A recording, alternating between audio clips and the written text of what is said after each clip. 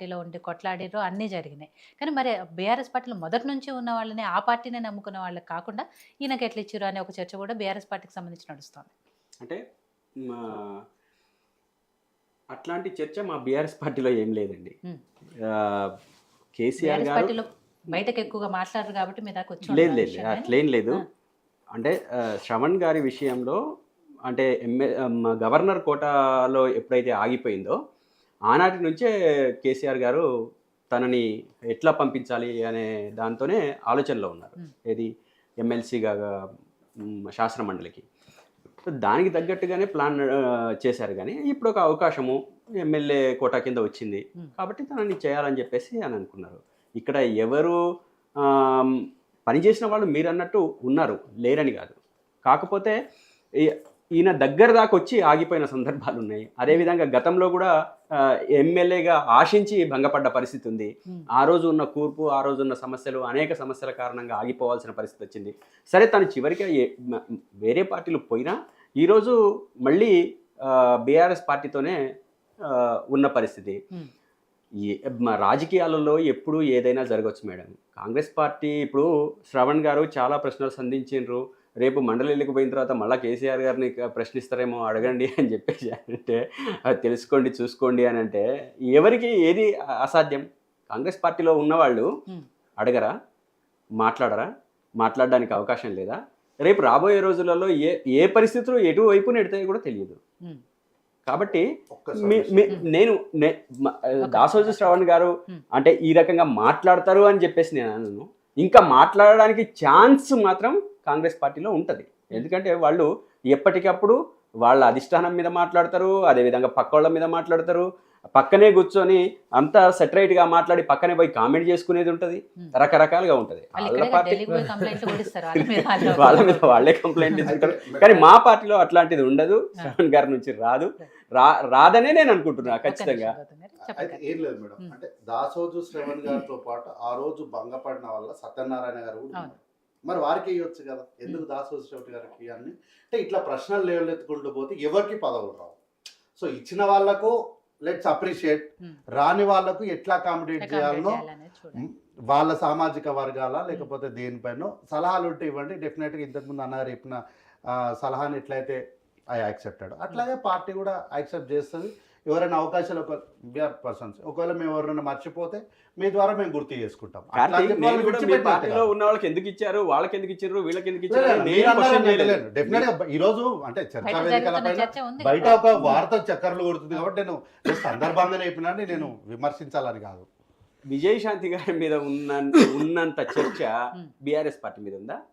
విజయశాంతి గారి మీద ఉంది, కానీ బయట శ్రవణ్ గారి మీద లేదు. శ్రవణ్ గారు అప్పటి నుంచి కూడా ఉద్యమంలో ఉన్న పర్సను, అదేవిధంగా రీసెంట్గా తను ప్రజల మధ్య ఉన్న పరిస్థితి, అదేవిధంగా మొన్న భంగపడ్డ పరిస్థితి, అదేవిధంగా అంతకుముందు ఎమ్మెల్యేగా భంగపడి, అదేవిధంగా తర్వాత మళ్ళీ నామినేట్ మళ్ళీ ప్రతిపాదన పంపిస్తే గవర్నర్ నుంచి తిరస్కరణ, ఇవి చాలా ఎక్కువగా ఉన్నాయి.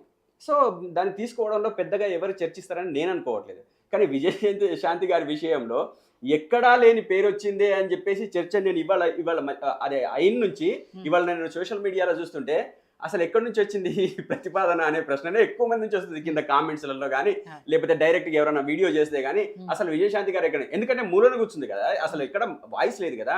మొన్న జరిగిన ఎంపీ ఎలక్షన్స్లో లేదు, అంతకుముందు జరిగిన ఎమ్మెల్యే ఎలక్షన్స్లో లేదు.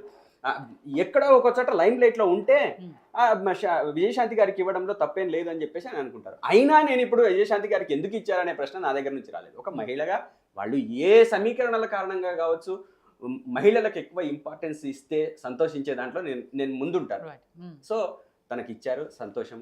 ఇంకా తను యాక్టివ్గా ఉండాలి. మండలిలో ఏదో నా 14లో ఏం జరిగిందో మొత్తం కూడా విజయశాంతి గారికి తెలుసు అంటే ఏం తెలుసో నాకు తెలియదు అంతకుముందు తనకు. మరి మండలిలో మాట్లాడితే ఎంత ఎఫెక్టివ్గా మాట్లాడుతుందో, అంటే కవిత గారిని కౌంటర్ చేసేటంతగా సబ్జెక్ట్ ఉండదా కూడా మనకు ప్రాక్టీస్లో తెలుస్తుంది. కవిత గారు మాట్లాడే తీరు, ఉండే సబ్జెక్టు, ఎందుకంటే మనం ప్రెస్ మీట్లు మాట్లాడడం కానీ లేకపోతే ఇంకో సబ్జెక్ట్లో మాట్లాడే విషయాల్లో కానీ విజయశాంతి గారి దగ్గర ఎంత సబ్జెక్ట్ ఉంది మనకు అర్థమైంది. ఇంతకు మీ పార్టీలో ఉన్నారో అధికార పార్టీలో ఉన్నారో తెలియని 10 మంది ఎమ్మెల్యేలు ఉన్నారు, వాళ్ళ సంగతి మేము అదే చెప్తున్నాం మేడం. వాళ్ళు ఎటు అనేది వాళ్ళు తేల్చుకోవాలి. వాళ్ళు ఇప్పుడు తేల్చుకొని మాతో ఉన్నారనుకోండి, అంతా సుఖవంతమవుతుంది కథ. ఒకవేళ లేదనుకోండి, సుప్రీంకోర్టు ఈ నెల 24కో ఏదో డేట్కి ఉంది తీర్పు.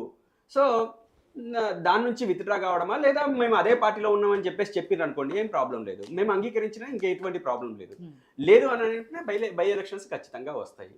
దాంట్లో ఇంకా వాళ్ళు దెబ్బతినడానికి అవకాశం ఉంది. రెంటికి చెడ్డ రేవడిగానే మారే పరిస్థితి ఉంది. కాబట్టి వాళ్ళు ఏం చేస్తారో చూద్దాం. చూడడానికి అవకాశాలు ఉన్నాయి. ఏం జరిగినా రేపు ఈ నెల చివరి వరకే కదా. కాబట్టి దానికి ముందు వాళ్ళు ఎటేస్తారు, మేము ఏ పార్టీ అనేది నిర్ణయించుకోవడానికి ఇది కూడా ఒక మెట్టు. వాళ్ళు ఉపయోగించుకుంటారా లేదా చూద్దాం. మొన్న కూడా ఒక వీడియో మనం సోషల్ మీడియాలో చూసాం. గూడెం మహిపాల్ రెడ్డి గారు బరాబర్ నేను బీఆర్ఎస్ ఎమ్మెల్యేనే అని చెప్తున్నారు. అవును, కానీ మీరేమో మరి కాదని చెప్తున్నారు. వీళ్ళేమో వాళ్ళ పార్టీలో ఉన్నారు, ఏ పార్టీలో ఉన్నారు, మా పార్టీలోకి వచ్చారు, మేము కండువా కప్పినామని వీళ్ళు చెప్తున్నారు.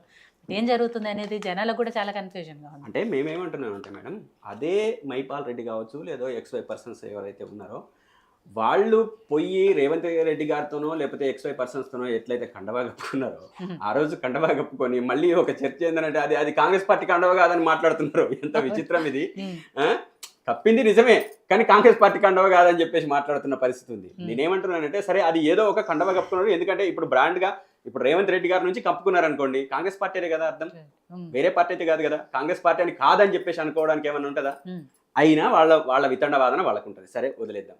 మేము ఏమంటున్నాం అంటే, వాళ్ళ నుంచి ఒక తప్పు జరిగిండొచ్చు, మా అధిష్టానం దగ్గరికి వచ్చి, మా కేసీఆర్ గారి దగ్గరికి వచ్చి, మా బాస్ వచ్చి మాట్లాడి మేము చేసింది తప్పే అండి, ఈ రకంగా మేము అనుకున్నాము, ఏదో వాళ్ళ ఫీలింగ్స్లోంచి ఏదో సమస్యలు ఎదుర్కొన్నారో, లేదా ఒత్తిళ్ళు వచ్చినాయో, లేకపోతే బెదిరింపులు వచ్చినాయో, చాలా వాళ్ళ అభిప్రాయం ఏదో చేసి మేము దాని కారణంగా ఆ రోజు వెళ్లాల్సిన పరిస్థితి ఏర్పడింది, మేము ఇక్కడ నుంచి దానికి దూరంగా ఉంటామని చెప్పేసి తన దగ్గరకు మాట్లాడితే బాగుంటుంది. కానీ పేపర్లో వచ్చి మేము బీఆర్ఎస్ పార్టీ అంటే ఎవరు అంగట్లో అయ్యా అంటే ఎవరికి కొట్టినవరో కొడుకు అంటారు.